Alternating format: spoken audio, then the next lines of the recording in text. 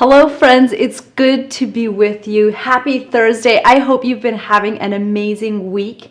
If you and I have not met, and this is your very first online class, welcome. My name is Emma Lou. Thank you so much for being part of the Heartfelt Creations crafting family. You are going to be surrounded by an amazing group of crafters this afternoon. This is you and our time to just hang out, have some fun, and really learn some amazing creative techniques together. Now, I don't know where you find yourself today. I know quite a few of you find yourself snacking on some delicious treats. I was watching your comments and I thought to myself, where's mine? I need a chocolate bar and a cream puff too.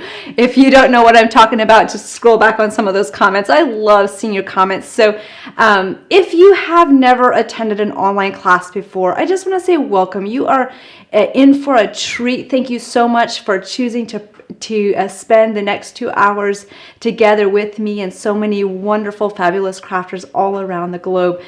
This is, I don't know how to say this, but just basically, this is so much more than just a 2-hour online class. Not only do you get to learn amazing techniques, but you get to be surrounded by crafters that love to do what you do. You can chit chat. You and I can have a conversation back and forth. I can see your comments. I do my best to get those questions answered. If I, for any reason, miss any of your comments, just go back, retype them, and we'll have some fun. So hi, Carol. Hi, Robin, all the way from Oklahoma. Hi, Mary. It's great to see you as well. Hi, Minerva. It's great to see you, friend. I know you just recently went on a trip to Israel. I hope that was great. Hi, Stacy. You said you share your room with a blue and gold macaw, and you said hello. That's so funny. We just were at a bird sanctuary a little bit ago in our travels, and we were getting those little macaws to talk. They're so funny. Hi, Jean. It's great to be with you. Hi, Connie. I feel like I'm getting together with a bunch of my friends. I wish I could see you in person, but I'll just visualize it in my head. I'm great at imagining, right? Okay. Hey, Bonnie, you said you like my owl. I know. I love creative necklaces and stuff. Hi, Chris. It's great to see you. Hi, Lucy. You said this is your first class. Welcome. Now, if you are a first-time online class attendee, congratulations on getting signed up and investing into yourself to learning some new creative crafting techniques. Some of the top tips and feedback we've gotten from other class attendees is this. Just for the first time when I'm doing the project, it's great to just follow along and watch what I'm doing. And then this recording will be added to your class account, and you can go back and rewatch it. You can pause it. You can do what I'm doing, continue on, and just, go back and forth. So that makes it really nice, because obviously I work at a pace that's maybe faster than yours, just because you don't know what I'm going to be doing next, which paper to pull, which flower, and all that good stuff. So that's what's one of the top tips. If you are a class attendee that has attended many of the previous classes, if you have some tips you want to share, you can pop those in. I know I have some of you on here that have come back time and time again. Thank you so much for your loyalty and for participating and just really creating such an amazing crafting environment within the Heartfelt Creations crafting community. So are you guys ready to have some fun? We are going to create this beautiful 12 by 14, really this interchangeable photo. You can use it for home decor. You can use it as a gift for a friend. Now, I am using very specific colors today, but if you think about, I would really highly suggest thinking about what you want to use this for. So if you're using it for your home decor or gifting it to a friend, think about your favorite colors. Does it go with the room colors and all that good stuff, so that you have something that matches. So, but if you want to follow along, use the colors I am, you can very well do that as well. So hi, Melody, all the way from South Carolina. Hi, Mary, you said you always watch first and go back and go slowly. Yes, Mary is one of our amazing class participants. She comes back time and time again, so that is one of her top tips as well. Hi, Helen, all the way from Chattanooga. It's great to see you. Hi, Deborah from Albuquerque. Lucy, you said you are no stranger to heartfelt. Yay! Hi, Luetta. You said it's sunny. It's sunny and warmer in South Carolina. We wish for the sun to come to Indiana.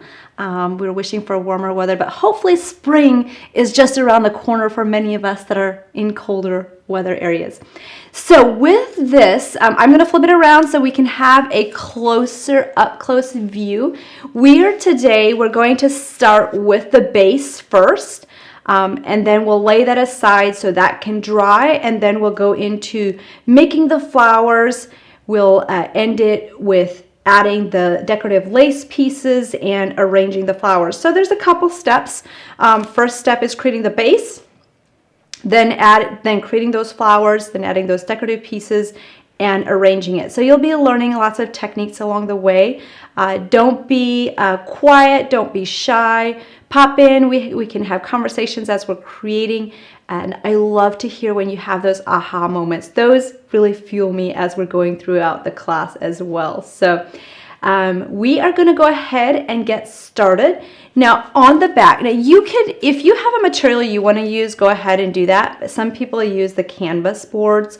If you wanted to have something that's a little bit more like elegant and more something you can hang on the wall, you could do that. But what I did is I just took 3 12 by 12 chipboard pieces from the backs of our 12 by 12 paper pads. That's what I used. That's why some of these don't really even match. But so take 3 12 by 12 pieces of chipboard off the back of our 12 by 12 paper pads.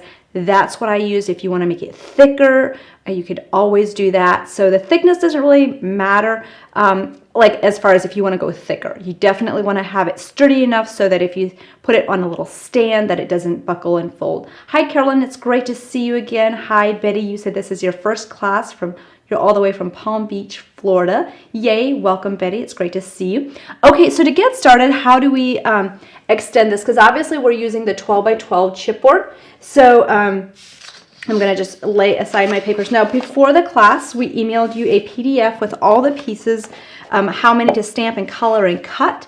So make sure that you refer to that when you go to put yours together. That is your homework. And this one, the 12 by 12 chipboard sheets, I start out with just one 12 by 12 sheet, and then I take this piece. These measurements are all listed on that PDF, so you can always refer back to that. But I glued this piece down first, and that goes on the top left-hand side. This is from the Floral Fashionista collection, and I just made sure that this is turned right side up, and that's on the top left-hand corner. So you have a little bit exposed on this side. Now when I go to glue this down, I will only glue 3 sides. So I am not going to glue the one side because we want to tuck some lace in underneath at some point. So I'm just going to leave that side a little bit open so just leave maybe about a 1/2 inch gap. Doesn't have to be exact. And I'll just go back and forth. Oh my goodness, does anybody else have a problem covering up some pretty paper on the back? Lucy, you said you didn't get that PDF. If you didn't get the PDF, if you look right beneath this screen, there's going to be a link that says a link to the PDF, so you can refer to that. You can download that and print that off. Typically, those are the email confirmations that we send out along with your coupon code for registering for the class as well. Okay. Hi, Teresa, all the way from Alabama. Ruby, you said you've been to all the classes and you always watch first and then you do them. Thank you for sharing that, Ruby. You are amazing. I always love to see your name pop up. And you said you still have a deep freeze in New England. I know, right? We're trying to get out of the throes of winter weather and into spring. There's always that transition phase. You're like, oh, spring's here. And then the next day it's like, no, winter's coming back with a vengeance. Okay, so we have this side a little bit open yet. And our next step, I like to personally, you might find that you have a better way that you like to do it, but this is the next 2 pieces. Now I just cut this one, is 4 inches by 12 inches, and this piece I just layered on top. So we'll go ahead and glue these 2 pieces together. So these 2 are also all listed on your PDF on where those sheets are at and which sheets that they are cut from, so that removes all the guesswork. But you can use this technique with any of the paper collections you have, any color scheme you love. So I would love to know if you've decided what theme you're going to do, what it's going to be for, or if you're going to follow along exactly. If you want to pop that in, that would be great. Lucy, you said it won't let you load it. If it's not letting you load it and you're having a problem accessing it, email our customer service team at support@heartfeltcreations.us, and we would love to help you with that. Okay, so we have these two pieces glued together. So this will be the right side of your frame. So we are going to go ahead and just glue this on top. So this will just be bumped right up to the sheet. So they'll just be a little bit glued on. So if you're looking from the back, it'll look a little odd right now. So you'll have that paper sticking out on that side. So what we're going to do is we're going to go ahead and just add glue on this side of the cardboard to add that next piece, okay?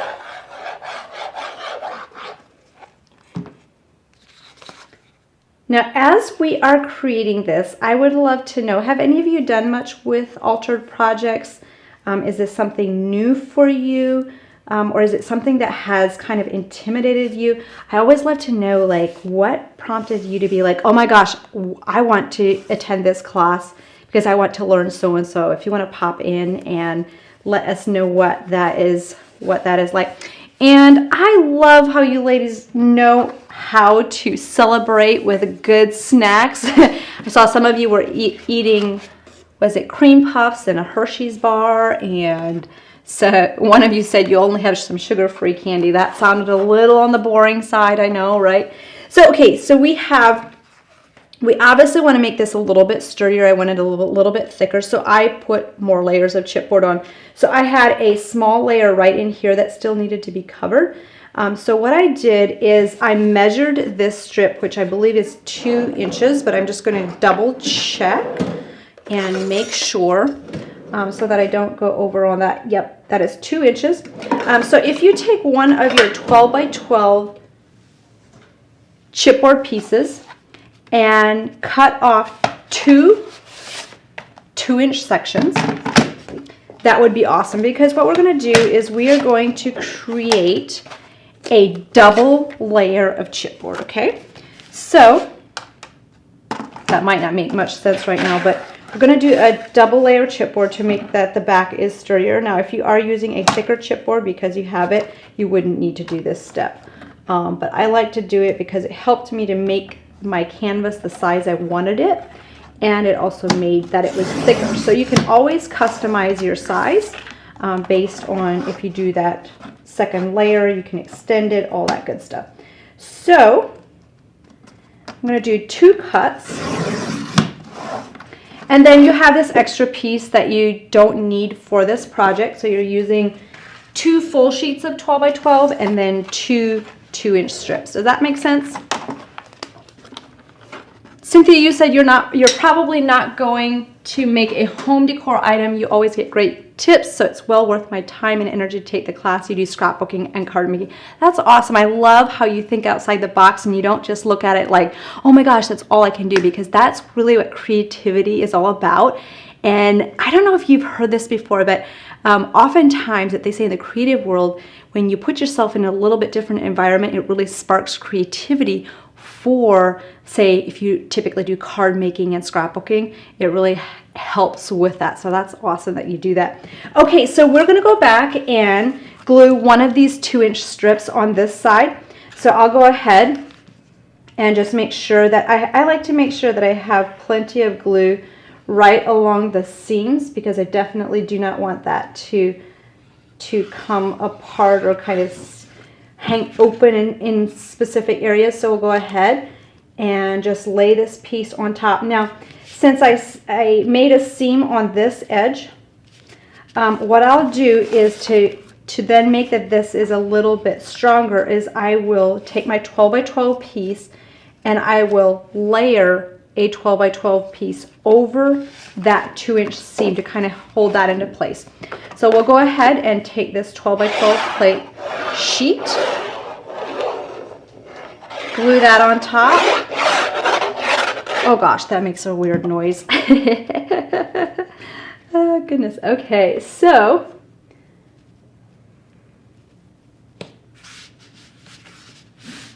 I'll go ahead and just press that down, and then on the opposite side you'll again have that gap that's open, and so you'll go ahead and use your last 2-inch piece in there. Does that make sense?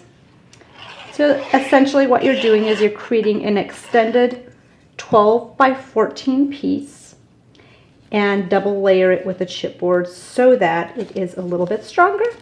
And I am going to add just a couple clips so that that attaches and dries well.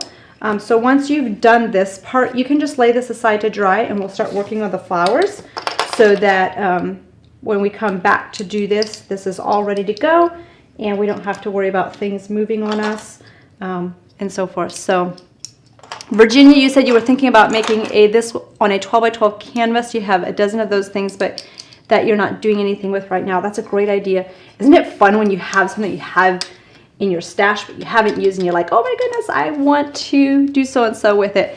Ruby, you said one of your 11 granddaughters is getting married, so you're doing their invitations and wedding pictures, Victorian rose. That's amazing. That sounds like fun. So tell me, how many invitations do you have to make? I know that the first 10 are the funnest, and then when you get to like 90 and 100, you're like, oh my goodness, why did I sign up for this? Because I want to do something different, new, and creative, right? That's always a fun part of that. So once you have that chipboard down, you've got that all glued, that is your base. It's nice, it's strong, it's sturdy, and now we're ready to go back and make those beautiful flowers. So before we get started making those flowers, I'm going to point out a couple things about them on the original canvas. I'm going to set this aside and take a close-up look at those beautiful flowers. So when you look at these flowers, I have 3 different kinds of flowers. I love using 3 different kinds of flowers, especially with a large piece like this. And I like to use different shapes and styles. So typically I'll go with something that I can do like a larger flower, say the rose, and then I did the dogwood, which you can is a beautiful springtime floral. That flower, if you don't have it, is so pretty. It has some little stamens that come with it that you can use for the center, and beautiful leaves. You will see absolutely stunning projects online. If you don't have these yet, let me know. If you have them, let me know if you've used them a lot, because we have so many crafters that use those all the time. And then these petite little flowers, these are the lilac. That was our #1 selling flower release in 2018. So that one is an amazing filler for a bouquet like this. Now, we're going to start by making the roses first. Does that sound like a fun plan? And there are so many different ways you can make these roses, and if you've never done the roses before, today we're going to do mostly the flower shaping with a mold, and we're going to learn how to layer and color these and do different sizes, from the big one to smaller ones into little buds, which is great. So what I'm doing might look complicated, especially if you've never done it before. But once you get the hang of just following these simple steps, you will be making these beautiful, stunning roses in no time, especially if you have that mold. Will really help in making that process super, super smooth. So I can't wait for you to experience that. So I would love to know, have you made roses before? If you haven't, are you nervous? If you are, I have an amazing gal in Canada that she used to be kind of, she was kind of scared to do the roses, and she now teaches how to make those roses in her store, but she does amazing with it. So practice, practice, practice. When you do your first flower, don't expect it to turn out just like you see me do it, because the truth is, practice, practice, practice, and your 10th flower will look so much better than your first one. My first rose looked like a cabbage, and I had to throw it in the wastebasket. So I know sometimes it looks like, oh, Emila's roses look so pretty. How does she do that? So no, my first one looked like a cabbage, and I had to throw it away. So we were not trying to make cabbages. So with the flowers, There are a couple different sizes. I'm going to show you which sizes or refer to these sizes a very specific way. Let me pull up the stamp set so we can point these out a little bit. So on the stamp set, you have what I call the extra large size. Then the stamp right beside it is the large. So that's what we're going to refer it as in the video. So we have extra large, large. We're going to refer to this size as medium, and the next size as small, and the small baby one as extra small. So as we go through, if you want to label the backs of your flowers with just like an XL, large, whatever works best for you is great. But so this is an extra large, and then large. This one is medium. This one's going to be your small, and then the teeny tiniest one is going to be your extra small. Mary, you said you took the class on that one. You love the roses. Now we can make them in the molds. Yes.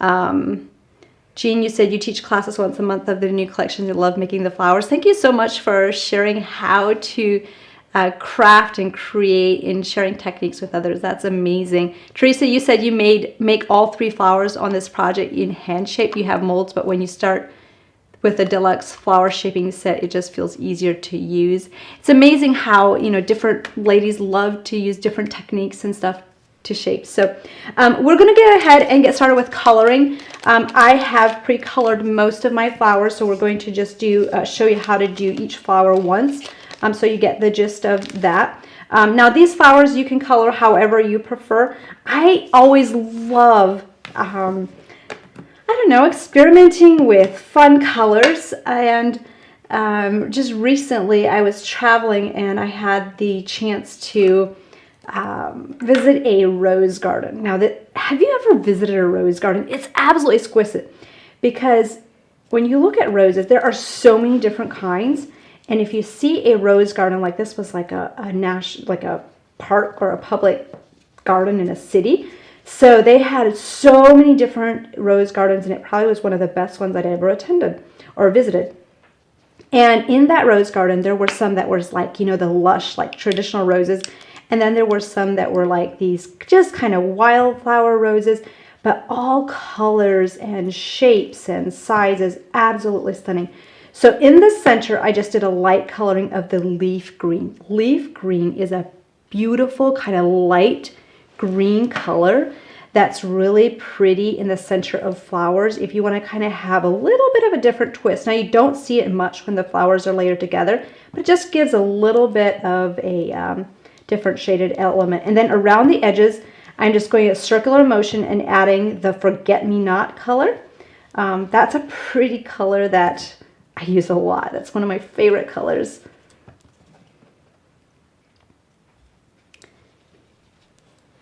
Jean, you said you also love watching the women create their projects. That's awesome. Isn't it fun? And when you see people having their aha moments, that's also so much fun. Okay, so that is the basics to coloring them. I do a very quick coloring technique with these. Now with the flowers, most of them I also color on the back. The ones that are going to be my flower buds, I color the entire back. The ones that will be just more like the base, I just go around the petals and just do some of it. So that makes that if you have any piece, now I know I colored green on the back here. You don't have to do that. I just did that to test out how much green I had on my sponge dauber, so I didn't overdo it on the green on the front. So sometimes if I don't have a white paper underneath, I will do that on the back of my flower. So that's why you see that one as green. So I do about halfway down the petal, the small ones, about a quarter of the way down in the large ones, and that will color your roses for you. So once you have that done, color all your flowers. And you have on the PDF, it tells you how much to stamp and how much to die cut. For the 2 largest flowers on the album, you are going to use, I'm going to put this one away so I don't get it confused. For the 2 largest flowers, you're going to make 2 sets of these flowers. You're going to use 3 of the extra large flower. When you're making a rose, I always like to use 3 of the largest size that I'm using for the base. Does that make sense? So you're using 3 of the extra large for 2 flowers. We're going to be creating that, so you'll have 6 total. So for 1 flower, you'll use 3 extra large, and then 2 large and 2 mediums. So that is for the largest size flower. So we're going to go ahead and we're going to shape them. Today for shaping, I'm just going to shape 1 flower that we're going to put together at a time. Now I could shape, you know, a lot at a time, but we're just going to do 1 flower that we're going to put together at a time. So we're going to go ahead and put this into the mold. Now if you don't have the mold yet, this is totally optional, but this really helps to make it very fast for you in putting your flowers together and making sure that you get a very easy rose and they all look the same once you have them put together. So the basic thing with this is just make sure, I'm going to spray these real quick, just a light mist. And since I have a 3rd one, but there's not another big one, I'm just going to lay this double layer on this one. And I'm going to do 1 more spray on the top here. So this will give us all the flowers that we need for our first large rose that we'll be putting together today. So we'll go ahead and run this through the machine. I'm just using 2 of the clear plates for my Vagabond. If you don't know how to run those through your machine, we have a dye compatibility sheet available. If you need that, just pop a question in the comments and Tracy can get you that link. So with this, you have that beautiful shape very quickly, and that gives you that base to start creating the flower. So it's all ruffled, it's all shaped, and these 2 we did together, so we're just going to pull those apart. So again, for this first flower we're creating, we're using 3 of the extra large, and actually I think there's a petal that broke off, which is okay. That gives us a, I'll show you how to mend that. So 3 extra large, 2 large, and 2 mediums. So I like to start with the base, and we're going to go ahead, circular motion on all 3 of those base flowers. And when I do this, if I have one, the one that's the most open, I will go ahead and have that one as the very base flower. So we'll go ahead and grab the second one, just add a little bit of hot glue. You could also use your dry as clear glue if you are not confident with how to, if you want a little bit more time to move your flower around, you can totally do that. So I'll just press that down. That's locked into place. Just offset those petals. Actually, I think I glued it to the cardstock on the bottom. Okay, so you have those 2. And then, Carolyn, you said you love making the roses in dogwood.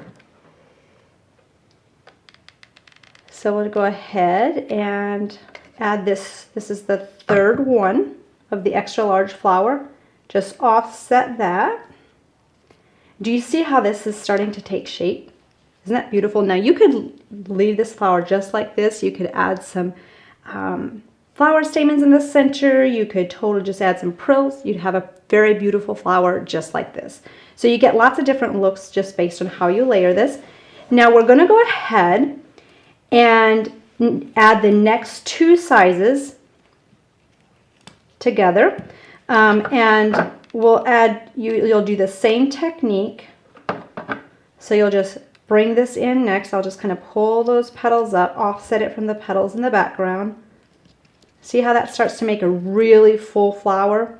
So all I'm doing, because I used the mold, is just pressing down in the middle, adding that glue, and then adding that to the center of my rose. So that really makes a very quick and easy rose that is very beautifully shaped. So you have the base. So right now we have 5 layers. I sometimes come back on my mat, just press down in the middle. I do not like to use my finger at this point because that will flatten out your flower. And who wants a flat flower? I don't think I do. So now we're going to go into the bud. Okay, so we have one of these. The petal broke off for some reason, so we will add that one in. This is the one I'm going to use for the bud, okay? So when you're doing the bud, the easiest way to do the bud is to take 2 petals opposite side of each other. So you might have one on the top, 2 in the bottom, and grab the ones side by side. Can you see that okay? Mary, you said you really like the green, what it adds to it. Virginia, you said that is your aha moment. Isn't it fun how just those little tips just really make such a big difference? Because it's like you can do some basics, but then you add that little wow factor and it's like, oh my gosh, that's so beautiful. So I am going to go ahead and add 1 drop of the glue gun on the left side. You could and bring that to my petal on the right side. So we have 1 petal at the top, 2 at the bottom. I want to say it looks like an airplane propeller taking off. And oh, I forgot to say, the stamp side is on the bottom. So the stamp side is on the outside. And then what you can do is the little petal that's on the top, you can just go ahead, pull that up. You have that glue on there. Now obviously at this point, the tighter you put those first 2 together, the tighter your bud will be. Sometimes those are more open, sometimes those are more closed. So you can totally do that however you like. And then we're going to go ahead and glue up those last 2 petals, okay? So with these last 2 petals, you can do 1 at a time or 2 or both of them at once.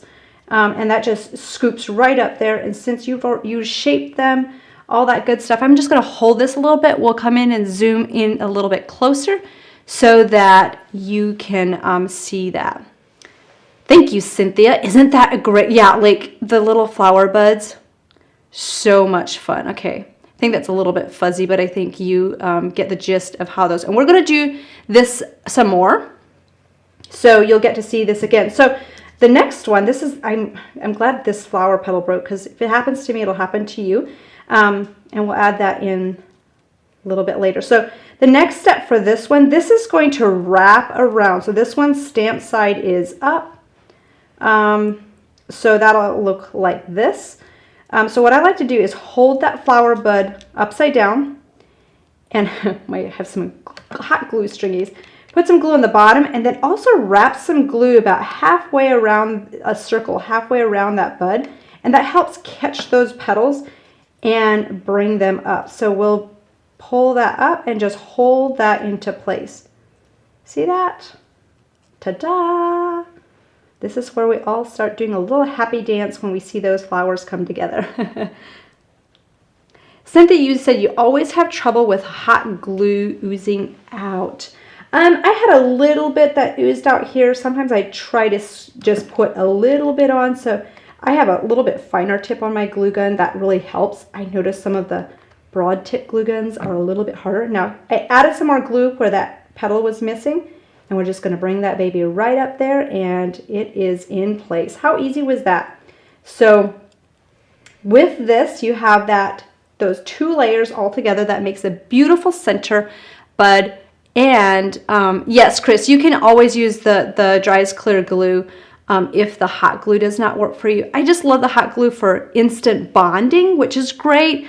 But experiment. I've done both of them. If you're using the dry as clear glue, you'll just need to hold those petals in place a little bit more. But sometimes when you're just learning, that might be what you need to do just to get into the swing of things, because the hot glue does dry pretty quickly. So we're going to go back down and see how these 2 come together, and you'll be like, oh my goodness. So you have this base with this little opening, and we will squeeze this flower right in the middle. Do you see how pretty that is? But we've got to lock that baby in place. So we're going to go ahead and just add some glue.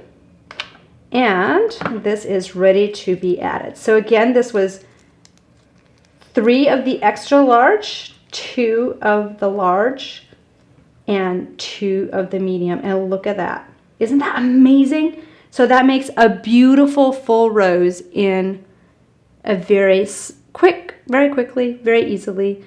And it looks like you spent a lot of time doing that. So we're going to do that again. Exact same process. This is using the same sizes. We're just going to go through this again. I want you to do this multiple times until you really feel like you have the hang of that, so that you can really feel confident when you're making those roses, because we have found that overall the roses are some of our top favorites with our crafters. And when you're shaping these roses, we have these leaves that are also in the mold, so you can also go ahead, pop those in while you're shaping them, so that those are shaped while you are doing yours. So this is the the three large ones again. And one thing that you'll notice, especially with the large ones, the petals are not all the same. So there are some that have more of a pointy, and that's how I lined them up to put them into the plate, just in case you were wondering, like, how did she just lay them in there? I always look for the petal that looks the most different to me, and then I will just lay that in. The smaller ones, you don't notice it as much, so if it just lays in, I don't really worry about those petals being lined up perfectly with the exact same notch. So we're going to go ahead and spray all of these. Just do a light mist. Don't give them a bath. That is what makes those petals crack off like you saw in the first one. And let's face it, I probably have that, you know, I have that quite a bit, but that's where we call that a flower petal casualty, and we always glue it back in. So now you're equipped to be the nurse and repair that without too much difficulty. So we'll go ahead and put this one together again. You'll find that as you do this, your second and third one will go a lot quicker than your first one. So this one will do a little bit faster. So again, just pull this one apart because we did two on top of each other. Is this helpful? Thank you, Lucy. You're awesome. Okay, so we're going to go ahead and just press down on these. And these two are for the base. Okay, so this one, you know what, I forgot. I did this one a little bit differently. I just did one of the second size, so you have 3 of the extra large, and then 1 of the next size, and then 2 of the small ones. So this has a total of 6 sizes. So that will just give a little bit different look. If you want to do the exact same thing we did the first one, you can do that. I just did this it gives you a little bit different look on the rose, so you can decide what you like best. Just makes it it's a little bit more open in the center, not quite as squished, or as full, I should say. It's squished. It's funny how when we're crafting we make up some words. This doesn't look as squished together. Okay. I like that idea, Susan. That's great. The little buds would look great on a girl's headband. Yes, you can also lacquer these up, use it on a necklace. I've also had a friend make me little rosebud earrings, so if you're into jewelry at all, it's a great stamp and die set to do your jewelry with. So if you don't have the rose yet, you can do absolutely beautiful stamps and projects with this one. So this is how it looks with 3 of the extra large and then just 1 of the second size, which is the large. That makes a little bit more of an open. You'll probably notice in the previous one it was pretty closed in here. So we're again going to go back and make that flower bud. Grab 2 petals from the side and have 1 on the top, and just bring those 2 together. So grab the sides, and this is going to be the very center. I'm going to make this one a little bit more open since I have more room in the center of my rose. Bring this in from the opposite direction. Now, I don't know if you guys noticed this or not, but when you take, oh, sorry, I'm a little bit off screen there. There we go. But when you take a 2-hour online class, what a lot of crafters find is that we have that time to go a little bit more in depth versus, like, oftentimes you'll see that we do like those 15-20 minute online videos on YouTube or Facebook, and those are great, but this really gives you a little bit more in-depth on some of those very specific techniques that you're looking for. So here's your flower bud. Again, just flip that upside down and do a small layer of glue, about kind of a circular motion around that base, and that gives the side petals something to grab onto. So I'm careful to not touch the bottom of this rose. Now, if you see this, like, this is the exact same technique I use to create my small flowers. So you'll see small flowers on the layout that were just like this. So we'll go ahead and wrap the glue just right around the edges again, and this is ready to sink right in the middle of my flower. Isn't that beautiful? So with this one's just a little bit fuller. This one's a little bit more open, so you can decide which way you want to go. And you said, are you shaping from the front or the back on the buds?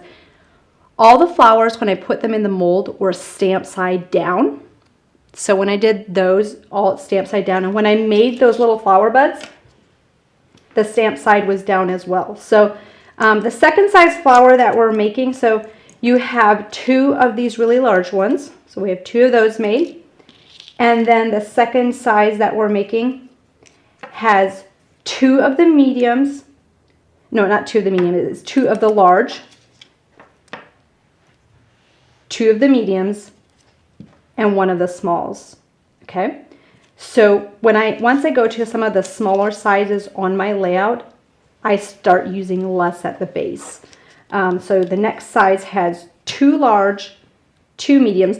This size always trips me up because it looks small to me, but this one has so many sizes I had to call this one. So it's large, medium, small, and then we have extra small yet in there too.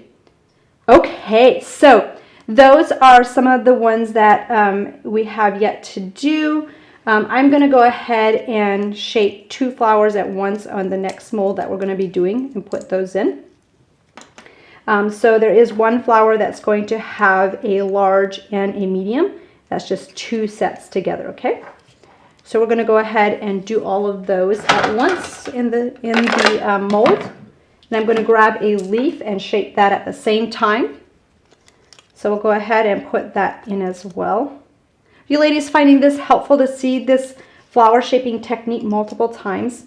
I oftentimes find that I need to see something over and over and over, and all of a sudden it's like, oh my gosh, I got it, it clicks. So for this next flower, we're going to have 2 of the large, 2 mediums, and 2 small. So it's 2 of every, no, 1 small, sorry. So it's 2 of the bigger sizes and then 1 of the smalls. Okay, so I'm going to mist that and the leaf. And then this is the next flower. This is the 4th flower, and I'm going to just lay this on top. And we'll pop that in over here. The smaller sizes, there's a lot more space. Now you could always shape all the roses at one time and then separate them out by size after you finish shaping them, so you don't, oops, this needs to go the other direction. If it doesn't close, you probably layered it on top the wrong way. Okay, so we'll run these through and cut those out. Susan, you said yes, that is helpful. Lucy, you said too. Awesome. I'm glad that is helpful to see those slow motion like that, because I know that we get so many questions about how those are done, how you layer those together, how you do those smaller ones. So you gals are in the right spot to learn that today. Okay, so with this one, we're going to pull away 2 of these. That is for a smaller flower.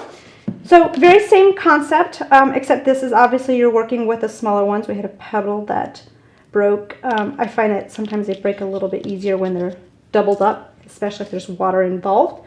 But that's okay if you're comfortable with that. Where did my stylus go? Here we go. So again, you'll press down in the center of the 3 large flowers. That one's really wet. That is why those petals are popping off. And then 1 of the medium flowers. Okay, so we're going to go ahead and glue these large flowers together. These have 3 layers.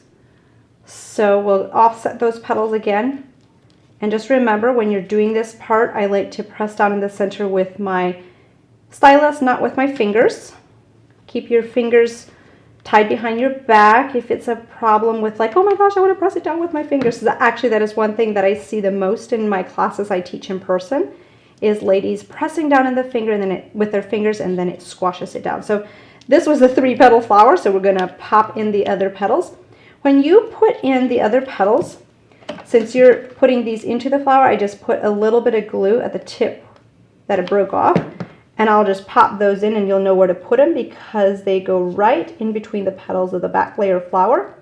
And we are adding flower buds on top, so you will never see that seam where we piece that in together. So I'm going to go ahead and layer those in. So there, first flower you saw a 1-petal mend. Here you saw 2. So we've got that base flower done. Now we're going to create again those little flower buds. Anybody know what's coming next? So we'll go ahead and add that glue to 1 of the petals. Grab the one that's opposite side keep one petal loose on the top, 2 at the bottom. And then we'll grab that glue on the front. Oops, that popped open a little bit. That just means I didn't hold it to the glue bonded. So we'll just hold that a little bit longer. There we go. And then we'll go back and add glue on both of the petals that are still hanging open, and we'll bring those up at one time. Now, if you're not experienced with making flower buds, you might want to just do one at a time if that's easier for you. And then we'll go ahead and flip that upside down again and add that glue around those edges. And then we'll pop these up. So this was the large, 3 of the large size, 2 of the medium, and then 1 small. So we've got that bunched together, and we'll flip it upside down. By the time I'm done with my hot glue, I always have like really gunky, stringy fingers. Does anybody else have that too? Then we'll just sit this into the center of our flower. Just hold that into place a little bit. And you've got that beautiful 3rd rose.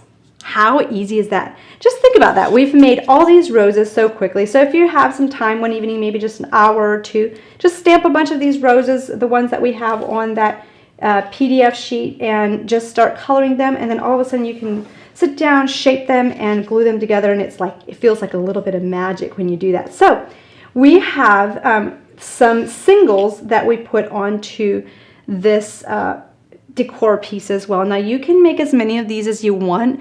When you stamp and cut these out, you are going to have some extra flowers, so however many you want to make is totally up to you. I have some pre-made here. And then I also have just some single flower buds. So if you want to just do flower buds, just make that flower bud like we have been. Don't add any other layers to it, and you have some pretty flowers. So if you want to do a double flower like this, you can choose from any sizes you want. I typically work from the medium, small, and extra smalls for these. The extra smalls are the ones I use for the teeny tiny flower buds. So this is a medium and small size. So we're going to use the small for the flower bud.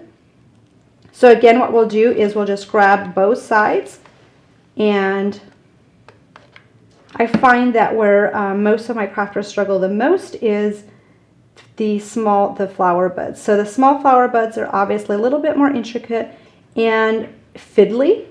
So if you're using hot glue and you're not confident with it, go to your driest clear glue because it's not hot. You won't burn your fingers, and you might find that a little bit better for you. Oh, Chris, thank you.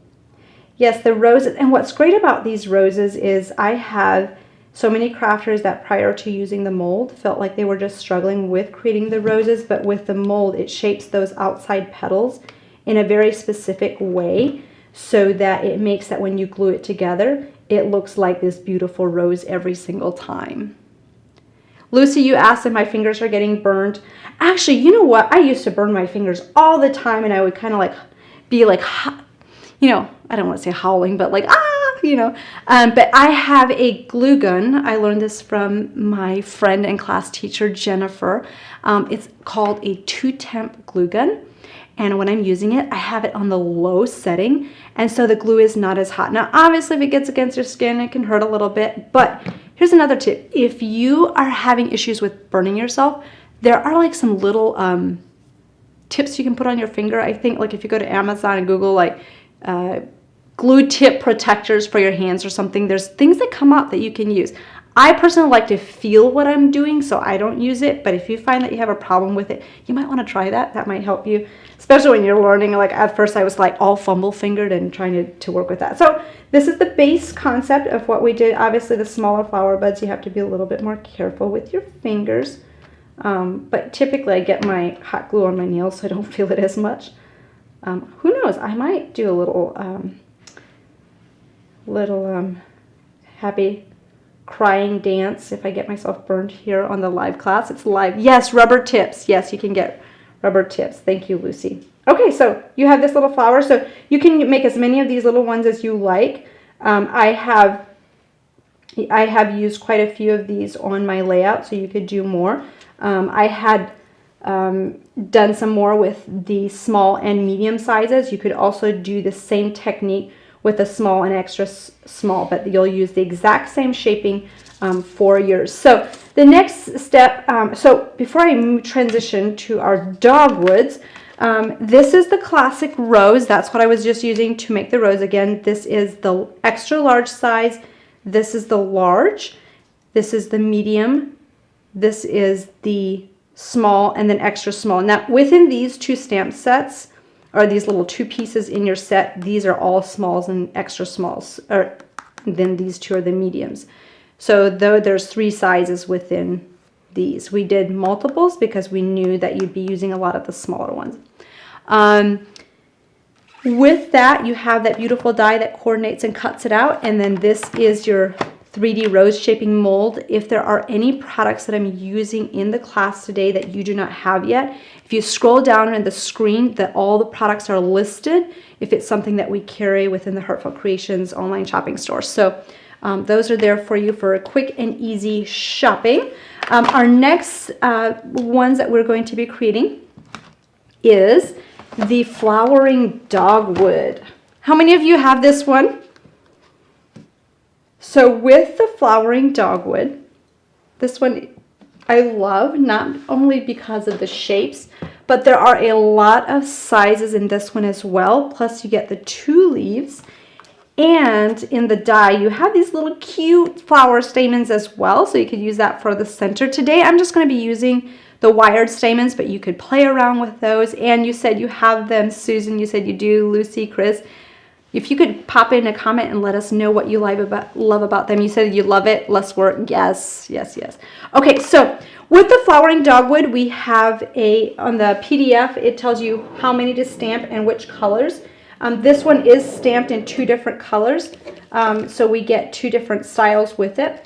So I stamped one in the leaf green. If you want a little bit darker green, you could always go with the fern green as well. Total up to you.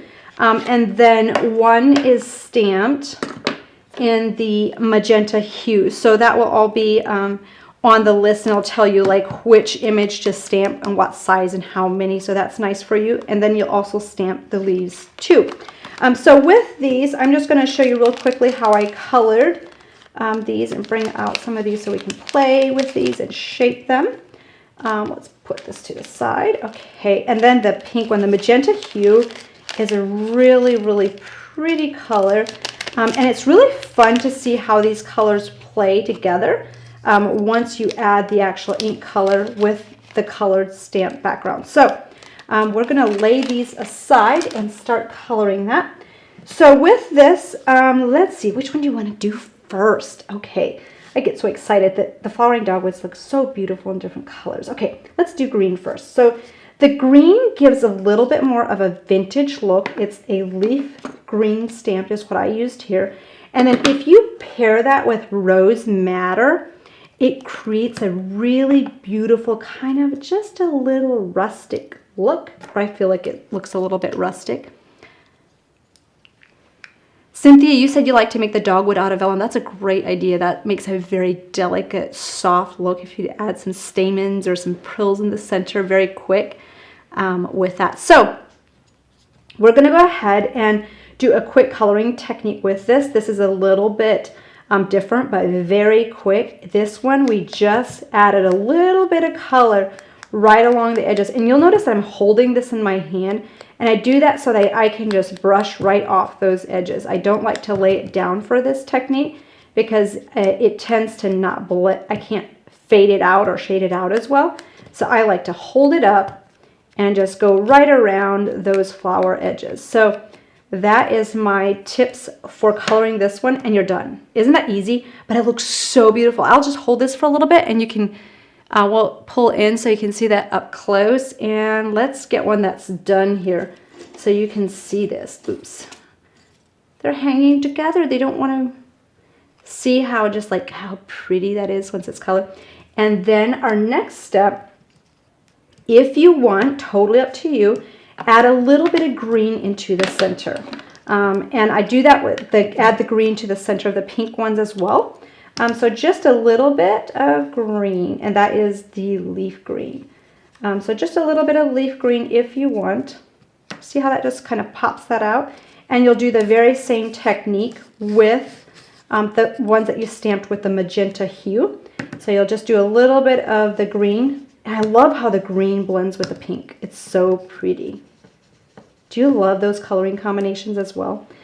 So if you don't, you can say that too. I don't mind. We all have different things that we love. Magenta hue is also what I use to color around the edges of the ones stamped in magenta hue. So you can go ahead and do the same coloring technique that we did with the green ones. Or if you wanted it to be a little bit more vintage, you could always add a deeper burgundy color around the top as well. You can totally do that. I know that there's a plumish color. It's escaping me right now. It's within the Archival Ink family. That's really pretty to kind of tone it down a little bit if you wanted to. So you've got those pretty flowers. I'm going to go ahead and color the lilacs really quick as well. The lilacs you could color in the magenta hue, or if you want a little bit more of a bright pop, you could use cactus flower. And I do a very quick color of these. Mary, you said it looks like spring. Yes, right? We're all thinking about spring right now. But I'll just do a really bright pop of color on these. I'm not really super picky about the whole thing being colored. If you give a little bit of white edges, it gives more depth. If you have dark in the middle of your flower, it makes that it looks deeper when it's shaped. If it's light on the edges, dark in the middle. And if you do opposite way, it looks reversed. So that's a little tip on lights and darks. Okay, so to shape these, we are going to do some hand shaping techniques with the dogwood. For this technique, I would highly recommend starting with your larger dogwood flowers first, just to get familiarized with the technique if you aren't yet. And for this, I do like to also use a little bit of water in the back, so just a light mist. Luetta, you said those colors look like the ones from your dogwood, your pink dogwood tree, and you love them. Oh, you are so blessed to have a dogwood tree. Those are so pretty. My sister has one too, and before we were developing the dogwood, or when we were thinking about it, we really picked those flowers and we examined them and made sure that we have something that looks like a real dogwood. So with this, I like to do, you can have the stamp side down, and I am using you could do 3mm to 4mm tip, and I just kind of really work the tips to kind of make this look a little bit distressed. Now, this makes it look a little bit more ruffled, or if you like more of a smooth look, just revert to your 5 or 6mm tip and go in a circular motion at the top and just really give that some pressure and move towards the center. So you can do either way. I'm going to give it a little bit more of a ruffled look today. With that, just hold your tool at an angle and pull towards the center. Does that make sense? Okay. As we go through the class today, as you have those aha moments, you can go ahead and pop those in the comments. I would love to hear them. Okay, so we'll do this on for the dogwood. I'm going to do 2 flowers that are together. And then 1 small flower that's single. So, and then you'll use that technique for all of them. So with this one, again, just start at the tip and go down towards the center. And the harder you press, the more dimension and ruffled effect you're going to get. So that gives it more of texture, more of dimension with that. Okay, so we'll do this to the last 2 petals of this size.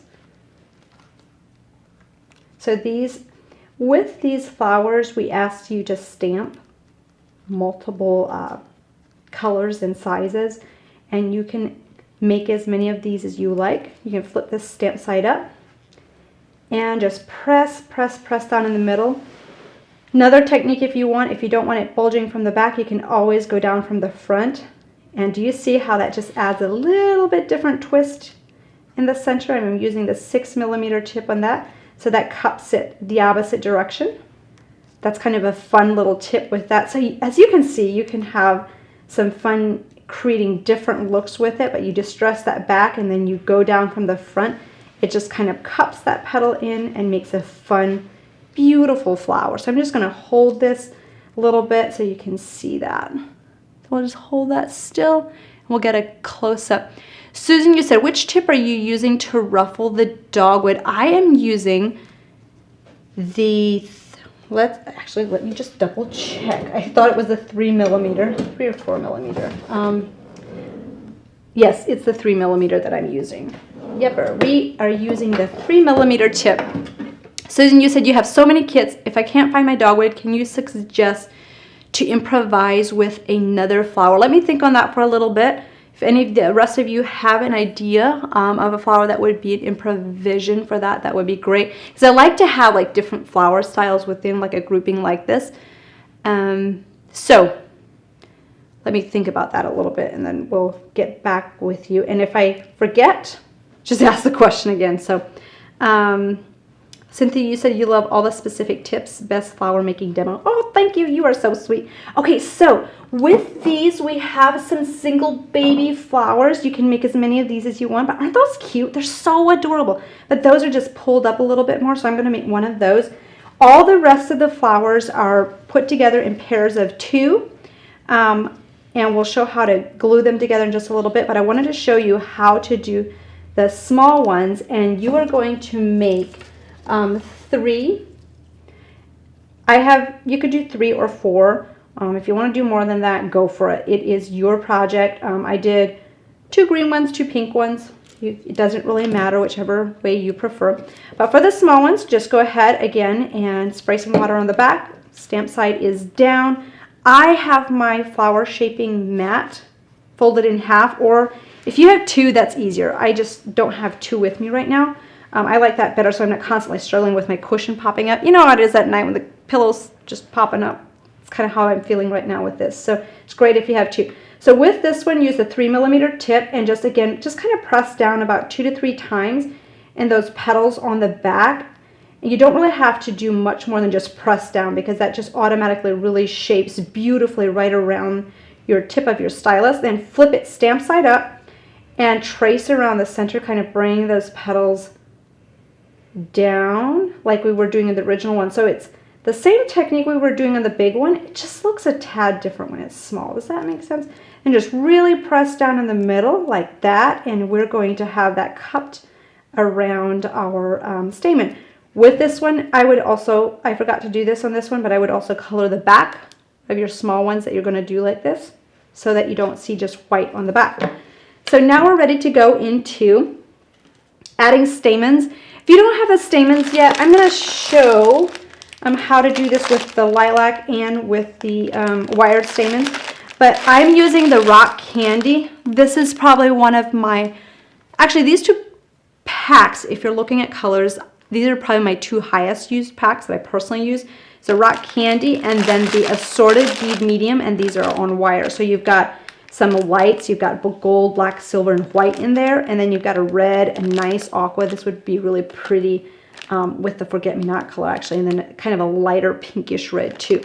So we are going to be using this to put the flower together. So go ahead and use your paper piercer and pierce through that really tiny one.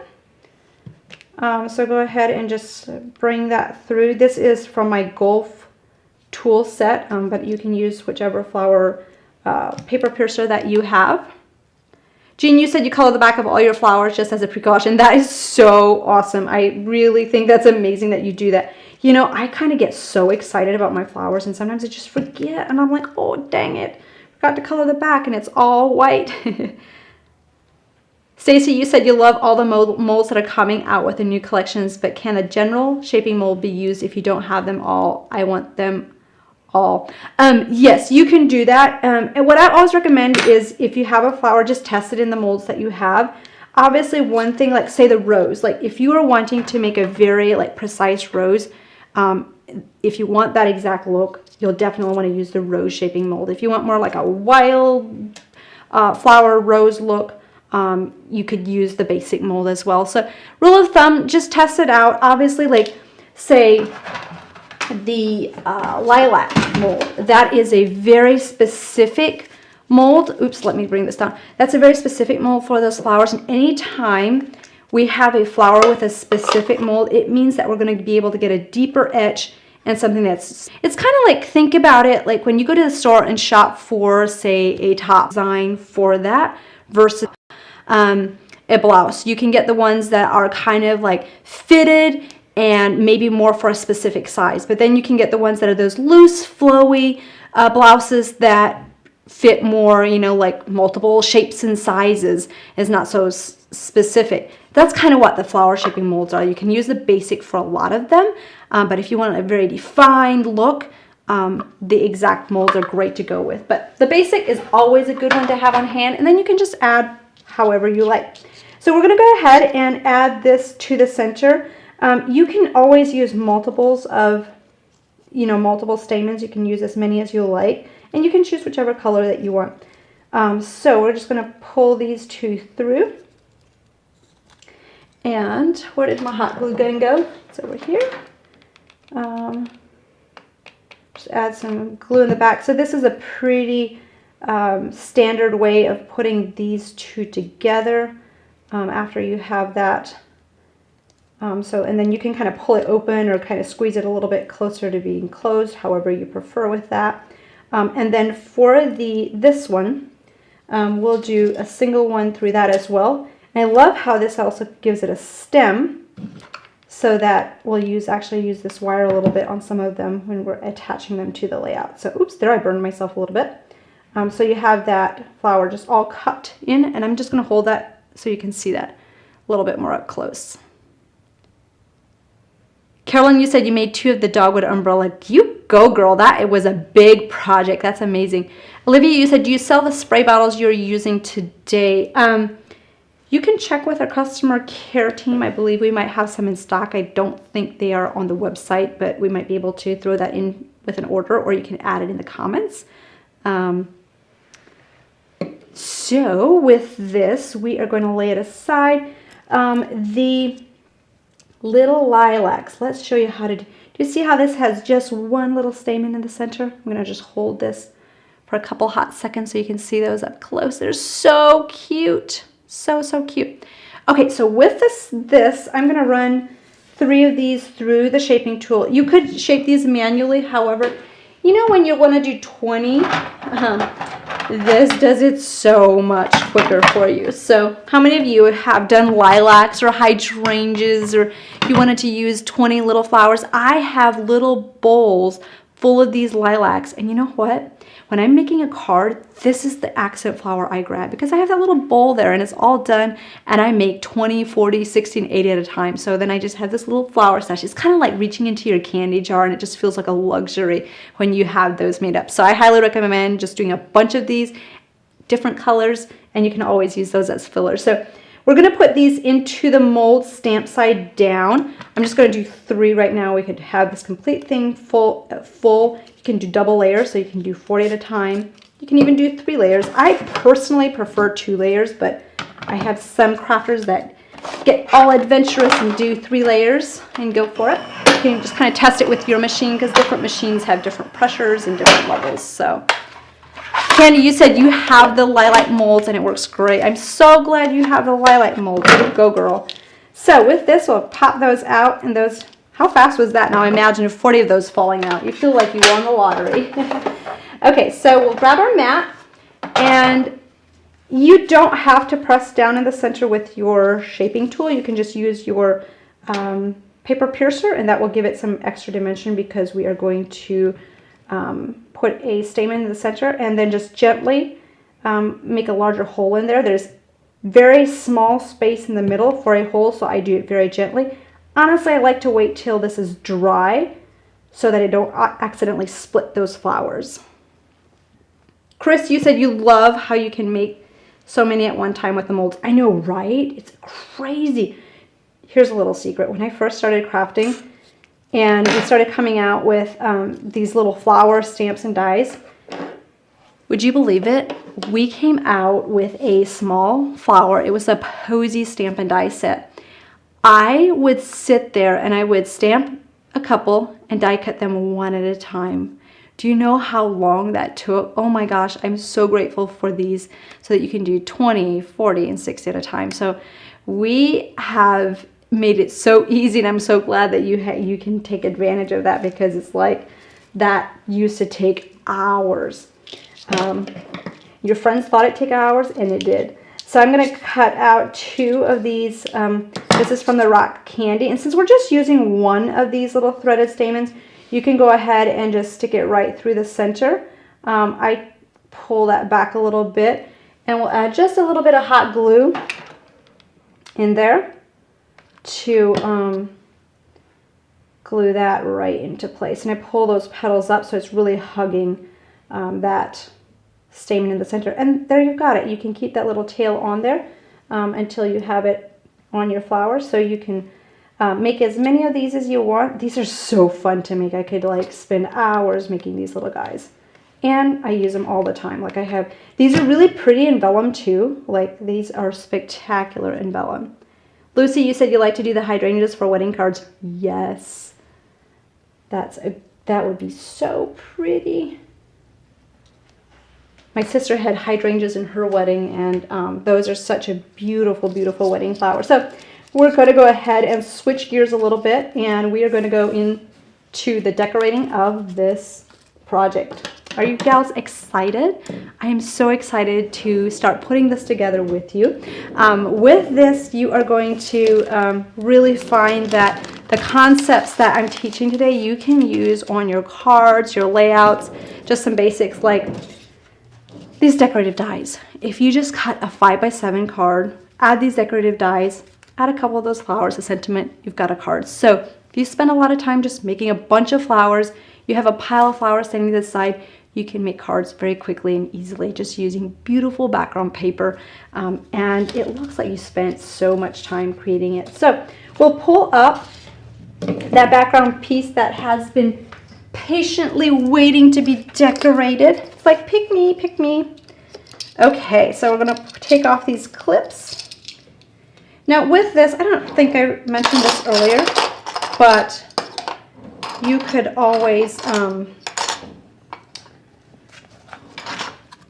alter the size of this. I know one of you said 12 by 12, that's great. You could use, you know, larger sizes too. You're not limited to the size that I did. But hey, the gal, I can't remember what your name was. I'm so sorry. You were asking if we could use a different flower from the dogwood. Could you pop in some flower styles that you have that look similar or you think might work? And I can tell you, because there's the peony. Some of the smaller sizes I think would look pretty with this. There's a classic petunia. There's some smaller sizes in there that look really pretty. If you want to just pop in some flowers that you do have, and we can kind of give you some tips of which one we think would be the best with this, that would be awesome. Okay, so we're going to go ahead and add the decorative dies next, and then we are positioned and ready to add those flowers. So with the decorative dies, this is the lace piece. I use this one so much. If you've taken online classes or you've watched some of my Facebook Lives, you will see this one used a lot. If you have a stamp or die in your stash, you don't know what to do, take the name or the item number, put it in our search box. You'll see this image, click on it. There's going to be related projects and videos. That's a great way to get inspiration on a specific stamp and die that you might have. With this, what I like to do is to make this a long continuous border that has no end. I like to glue it together. So you'll go ahead and link it together, and I'll do that just like this. So we'll kind of seam it together in the middle, and then that's just a continuous border. So I'll go ahead and just put a line of glue along the back. Isn't it exciting that we are ready to start putting this together? Now obviously, if you're at home doing this, you'll be spending more time putting together your dogwoods, all that fun stuff. But once you have all those flowers made, you are ready, ready, ready to go. So we'll just glue that into place. Now if you wanted to, I'm going to pull in the original one so you can see this. This original one, we have glitter on these decorative pieces. If you wanted to add the glitter first, you could do that. I'm going to do it at the end, show all the glittering. But if you do it, I use a yellow sponge, put glue on my yellow sponge over those pieces, and then sprinkle the glitter over it. We're going to do that at the end, but you could also do it before and let it dry if you wanted to. So with this, we have these beautiful pieces as well. With these, you can do these a couple different ways. I'm going to, like, you'll see how I made a lace border in the center. So I'm going to go ahead and pop that in by starting in the middle first.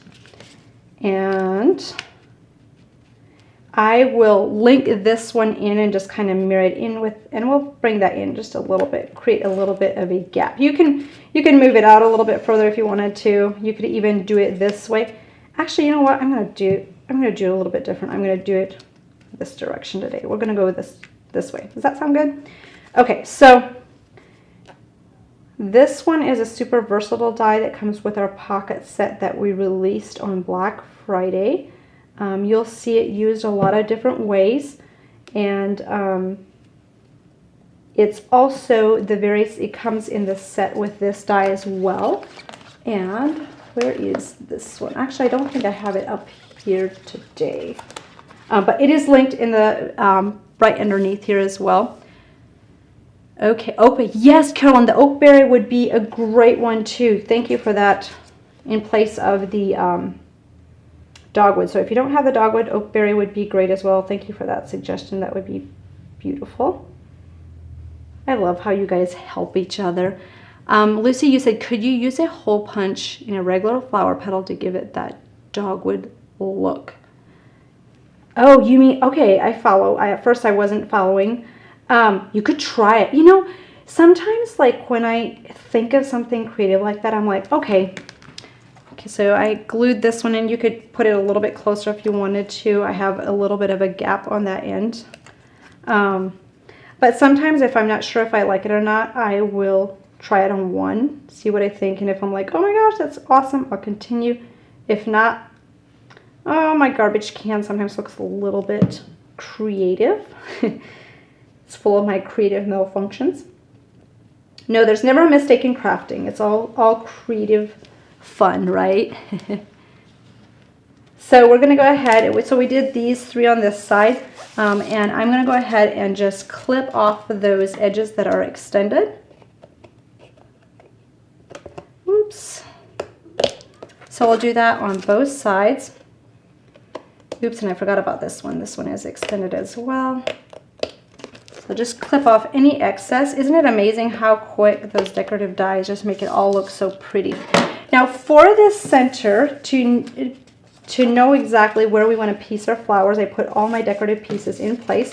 So I cut this base piece from the die as well. And we'll just go ahead and glue this on. And this is where your interchangeable photo will come into play.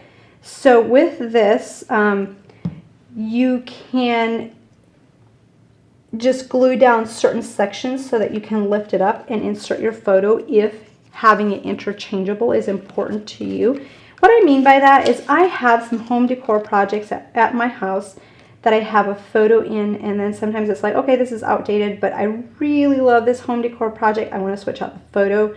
It makes it really nice if you have something that you can interchange. So you can make it permanent or interchangeable. So today we're going to make it interchangeable. And you have this piece. Your homework tells you where to cut it off.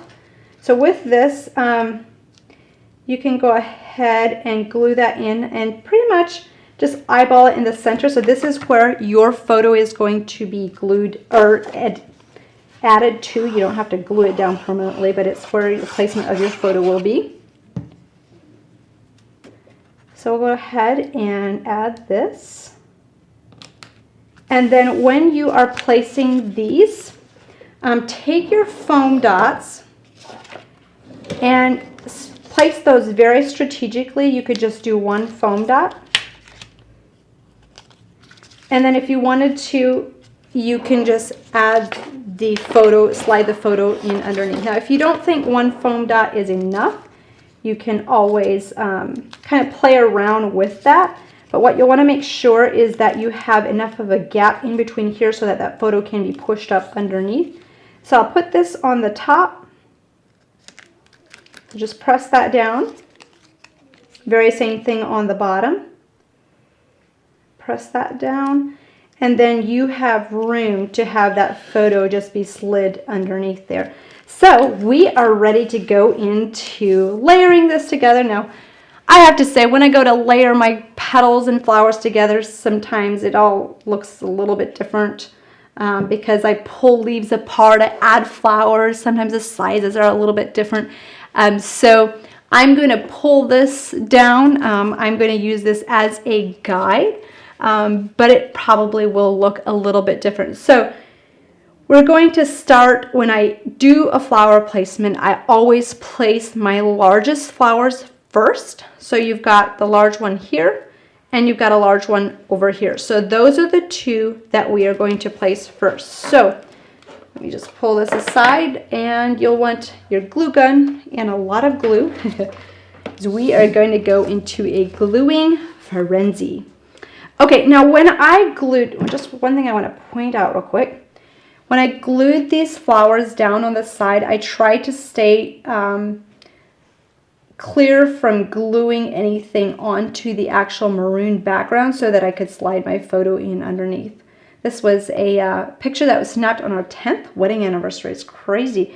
This year we're getting ready to celebrate our 13th anniversary next month.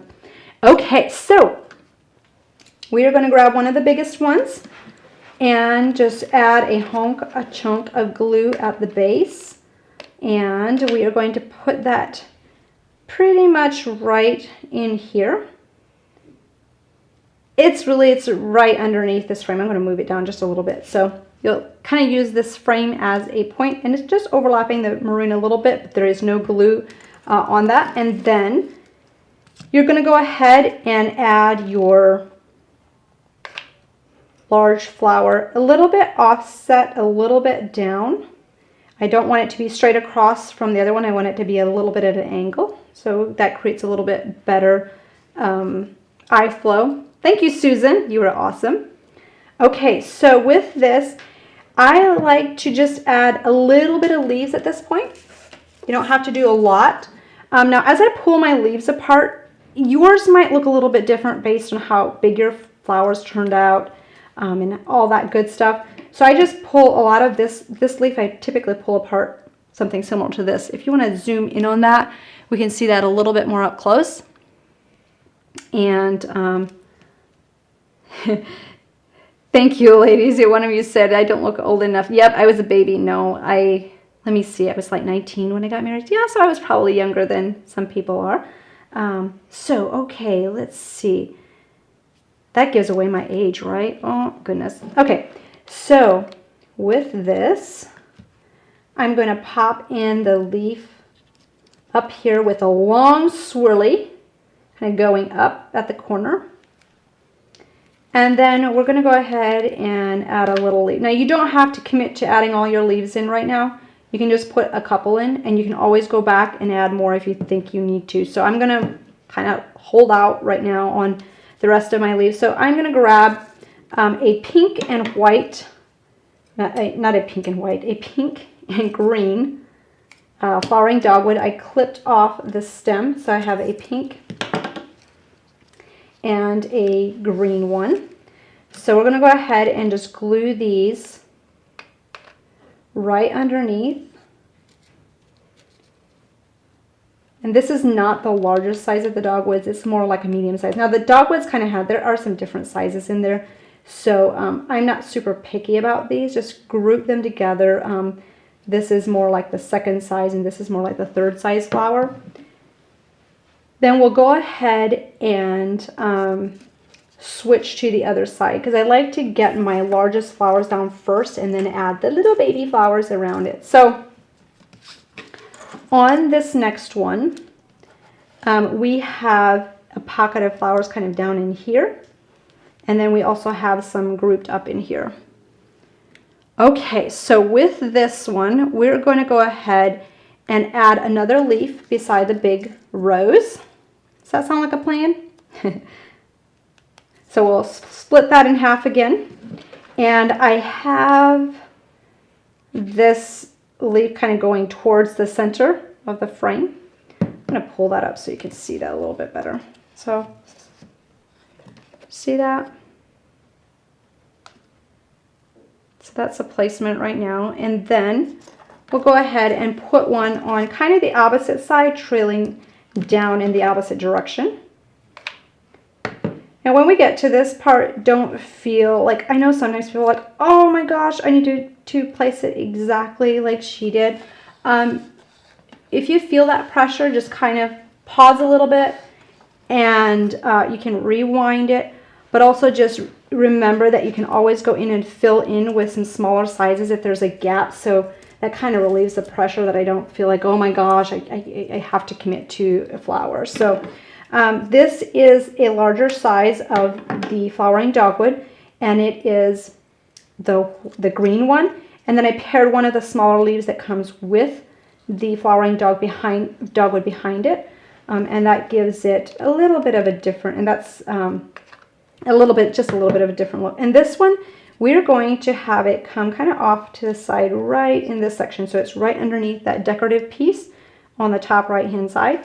And then we're going to pair the second size of the pink dogwood. You could use second or third size.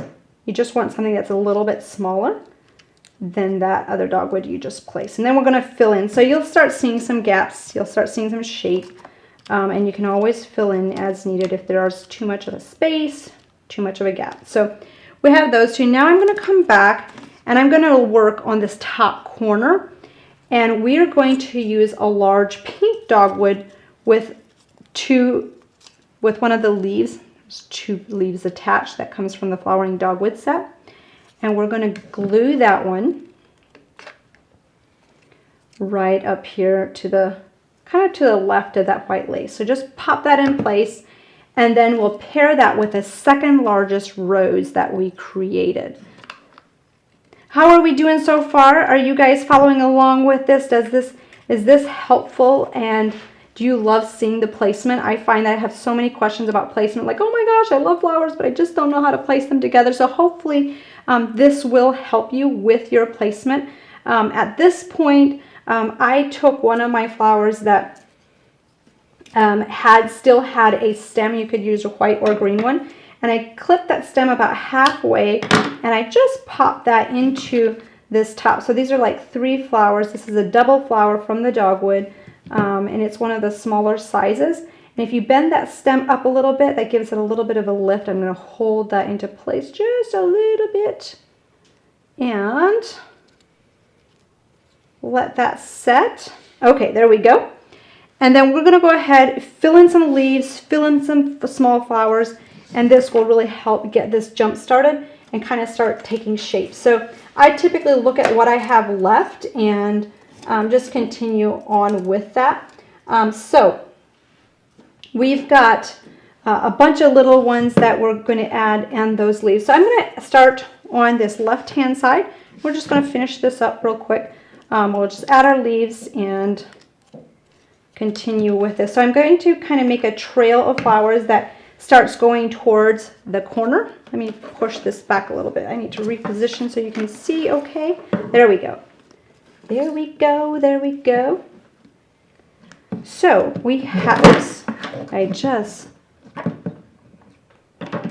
Here we go. Okay, so we have this one. We're just going to pop right in here. I'm going to hold this up so you can see the placement of that. See that? And let's pop in a leaf over on this side. I'm not going to glue this onto the maroon piece, but I just want to stick a leaf just kind of in the background. You see how that just kind of pops it up? Now, the one on my original looks a little bit different, but it kind of felt like, oh, that needs it right in there. I'm going to go back and grab one of my dogwoods that is still on a stem. This is a double layered one. And we're just going to bend that a little bit at the base, and we're going to pop that in and bring that more down towards this side. I kind of have that laying down, and we're going to grab another dogwood, just kind of a small one. You could use a second smallest size, and we're going to go ahead and glue that more on the top. Whoops, I just burned myself. Wow, that just woke me right up. Okay, that was a drop of glue on my hand. Okay, so we'll pop that right up in here, and I'm going to add just a couple more leaves to fill in these areas. So I like, when I come down towards this corner, I like to have this really spirally piece that's a little bit longer. Stacy, you said this is very helpful. You struggle with placement. You never know if you should start with the larger or smaller flowers. It appears the larger and offsetting them is a good place to start. Yes, and the more you do it, the better you'll become at it.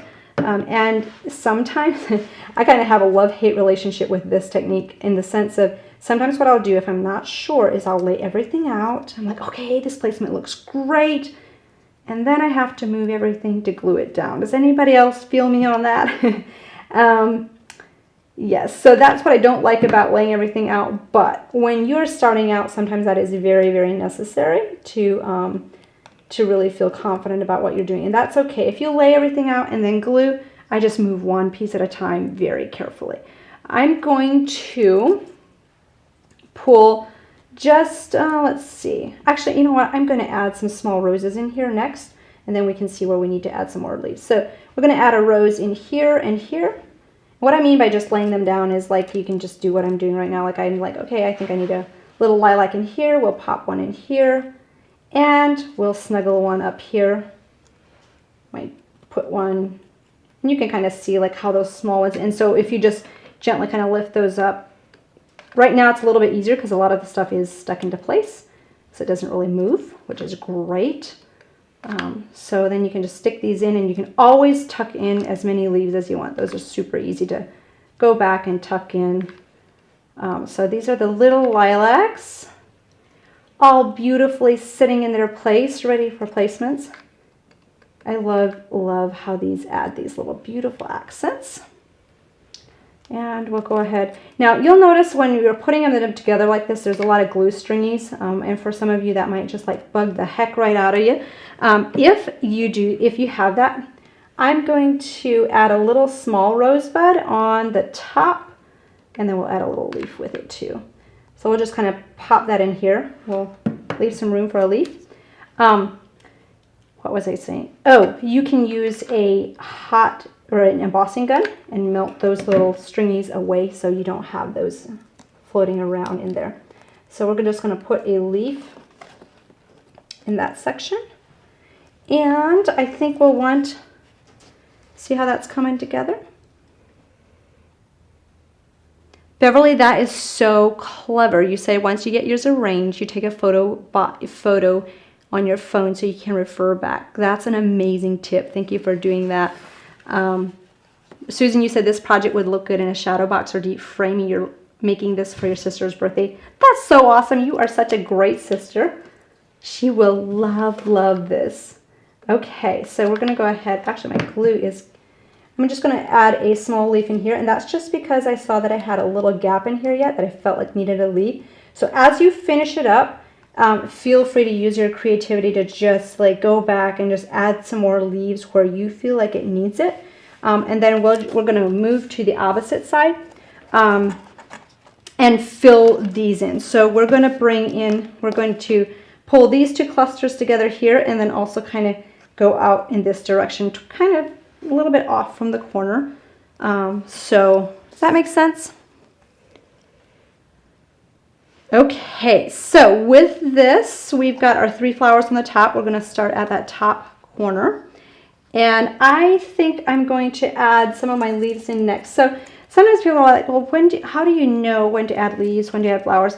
I typically add my largest flowers, add some leaves, and then I go back and add my smaller flowers and add more leaves as needed. So that is pretty much my method to figuring out where I need my leaves, what I need to do next. So we'll start popping in those leaves and finish that up. Oh, I need to get a another glue stick. My glue's not coming out anymore.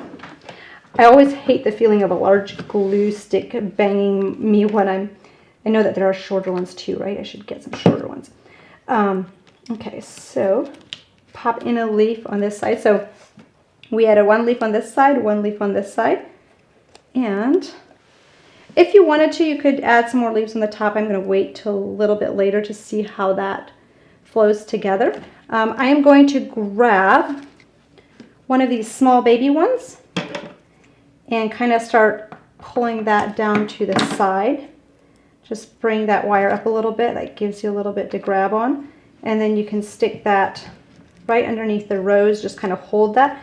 I like to use some of those wires. It kind of gives it a little bit more of a free flow and gives it more of a natural look. Lucy, you said you love this. It's outstanding. That's awesome. Mary, you said if you put them down, then put press and seal on it, you lift it up, you can glue it on the back and put it back down again. I don't think I'm quite following that one. Maybe you'll need to do a demo of that. Sometimes I'm like, oh wait, I visualize something a little bit differently than somebody actually means. Okay, so with this we have another double rosebud. This is a double flower. This is one of the small and mediums together.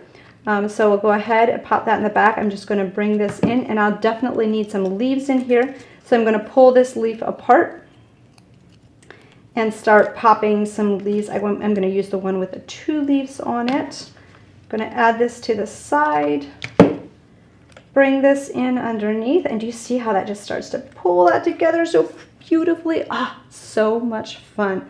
Okay, so I'm going to go down here in this corner, fill that out, and then we'll finish tucking in some of those last ones.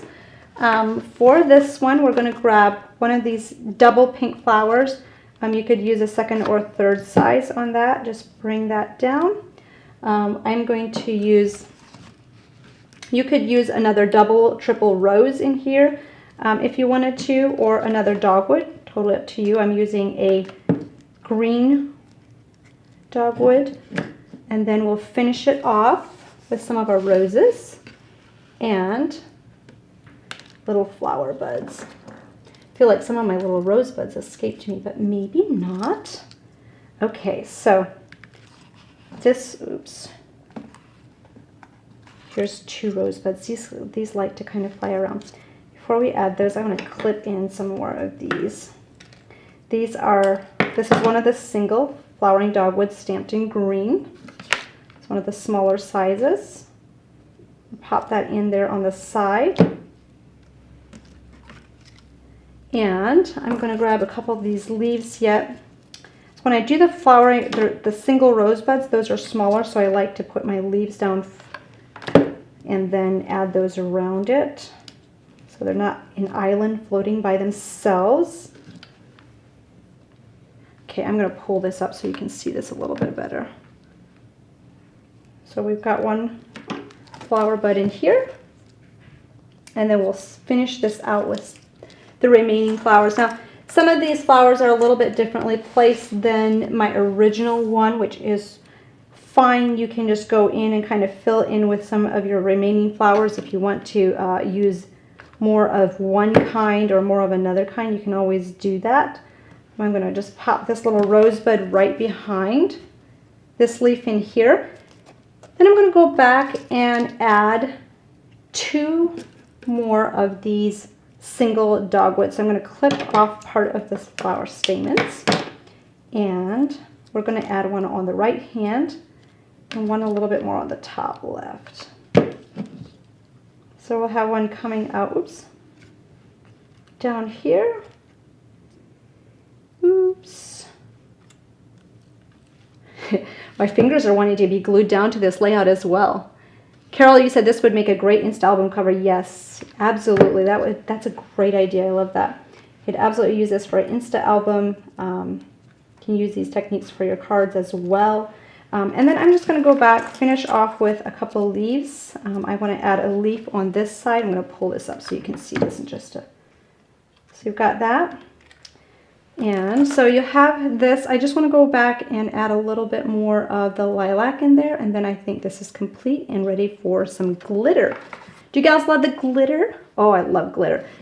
You can glitter your flowers beforehand. I get asked a lot, when do you glitter? You can do it beforehand or after. If you do it before, you just need to wait for them to dry. So totally up to you when you want to do your glittering. Let's see. I am going to add this in here. I'm going to add one down here. So I have 3 on this side. And so I have 3 of the little lilacs on this side. You could add more up in here as well if you wanted to. Over here on this side I have 4. So I'm just going to hold this for a little bit and we'll scan over it so that you can see a little bit more close up on all the placements of that. Lucy, you said you love the glitter. Mary, you said glitter and bling. You love them. Yes, I'm with my type of girls. Teresa, you said you have done the press and seal technique over individual letters and words. It would be great for flat letters. So we'll bring this over so you can see the bottom right-hand corner. Isn't that pretty?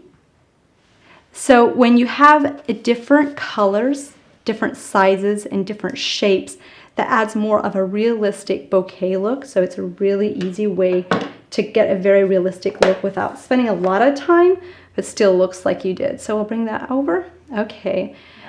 Lisa, you said, do you hang this or prop it up on a mantle? Can you show the back? So the back looks like this.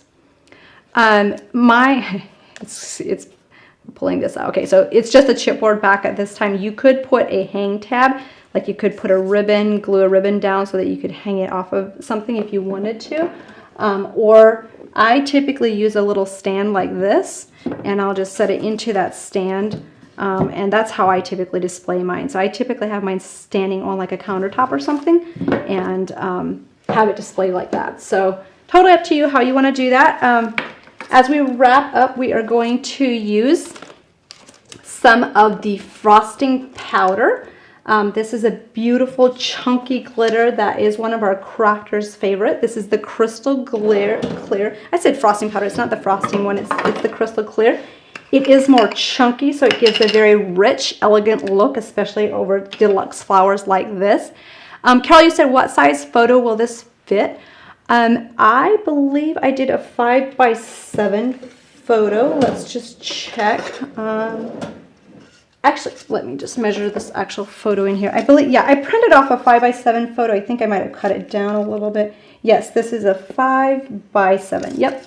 The width is 5 inches. You might need to trim the top down just a little bit if you're making it interchangeable, but definitely a 5x7 photo.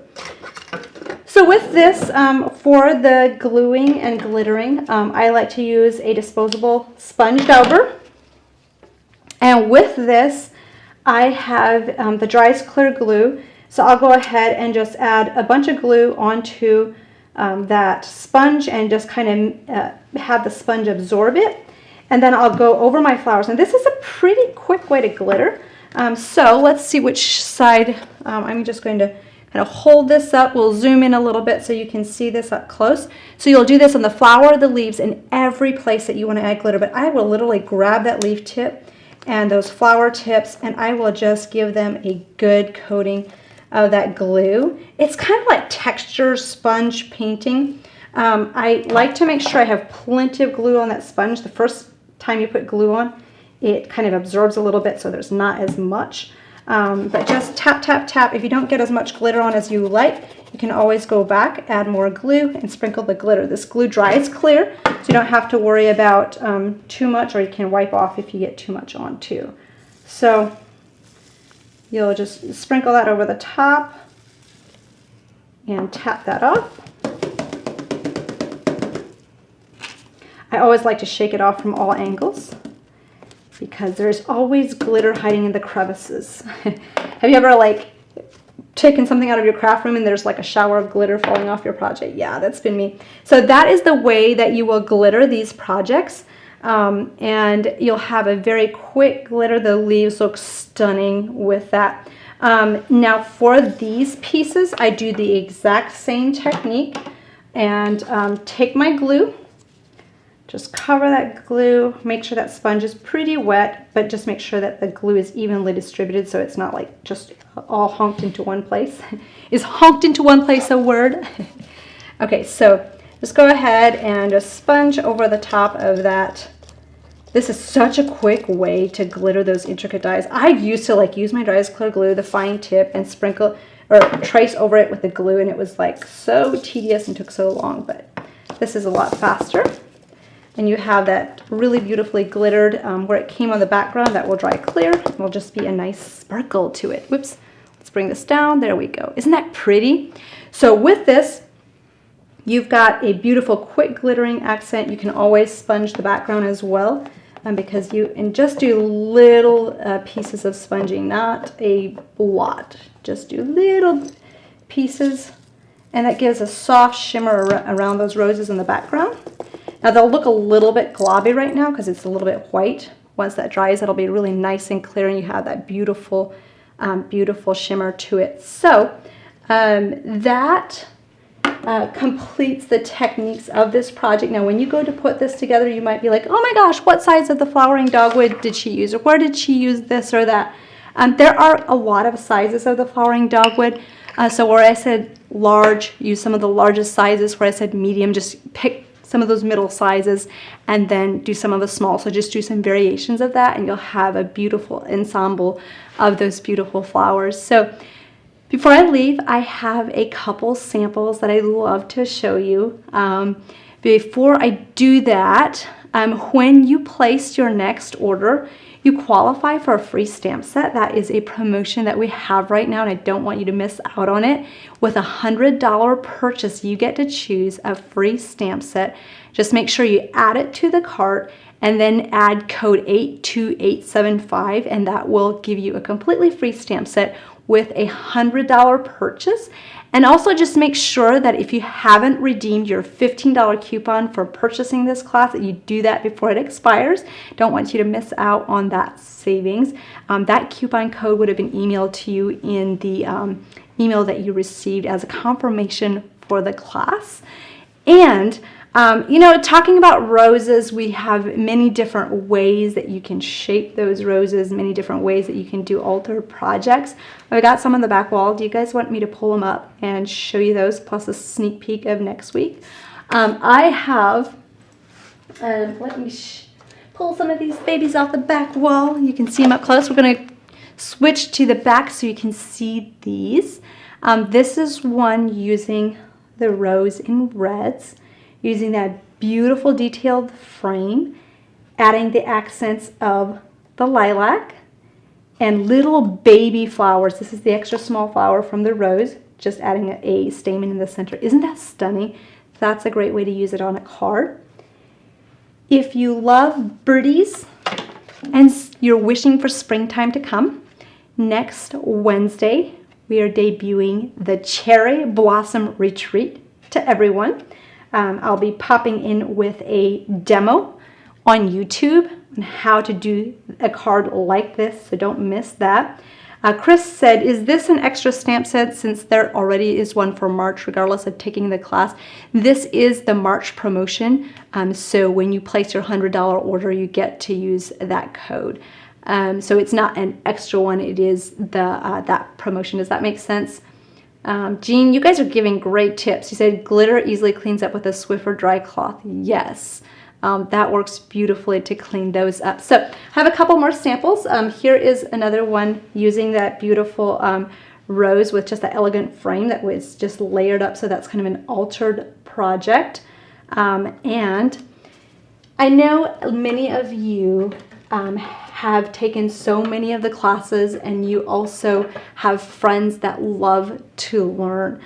So we have just debuted our next online class, which is happening in April. Have you seen it yet? I know some of you have already registered. You saw a sneak peek because it just went live today. But I'm really excited to share this class project. It's a little bit more of an interactive project in the sense of it's a slider money pocket card. You might be like, what is that? It is a card, a kind of a gift wrapped all in one. So you'll learn how to do an interactive slider. Do you want to see a sneak peek of it in person, like see the slider work? So this one I'm really excited to showcase. This is the April online class project. We're going to do a lot of layering decorative dies. We're going to do shadow boxes. And you'll learn how to create a slider that comes out on both sides, and it creates an area that you'll do. You could add a picture, you could add whatever you like into this side over here.